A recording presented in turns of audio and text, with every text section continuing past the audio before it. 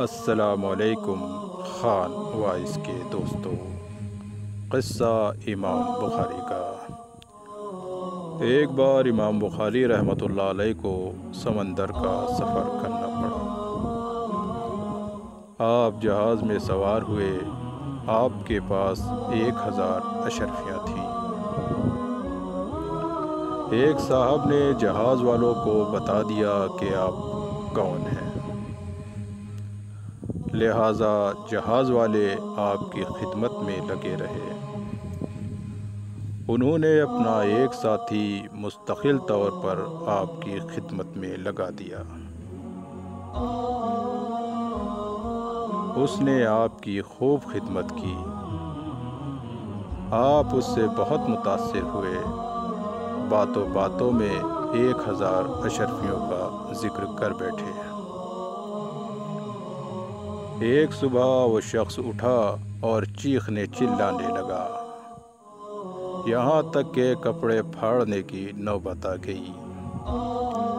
سب نے بہت اصرار کیا، پوچھا کہ بھلا کیا ہوا؟ اس نے کہا میری 1000 اشرفیاں گم ہو گئیں۔ ایک ایک کر کے سب کی تلاشی لی جانے لگی۔ امام صاحب نے چپکے سے تھیلی سمندر میں گرا دی۔ سب کی تلاشی کے بعد امام بخاری کی بھی تلاشی لی گئی۔ جب کہیں سے کسی کو تھیلی نہ ملی تو سب اسے ملامت کرنے لگے۔ سب نے اسے برا بھلا کہا۔ سفر ختم ہوا، سب جہاز سے اترے تو اسے تنہائی میں آپ سے بات کرنے کا موقع ملا۔ آپ کے قریب گیا اور کہا، آپ تو کہہ رہے تھے کہ آپ کے پاس 1000 اشرفیاں ہیں، انہیں آپ نے کیا کیا؟ آپ نے فرمایا اسے میں نے سمندر میں گرا دیا۔ وہ شخص بہت حیران اور پریشان ہوا اور کہنے لگا کہ آپ کے دل نے اتنی بڑی رقم ضائع کرنے کو کیسے گوارا کر لیا؟ آپ نے فرمایا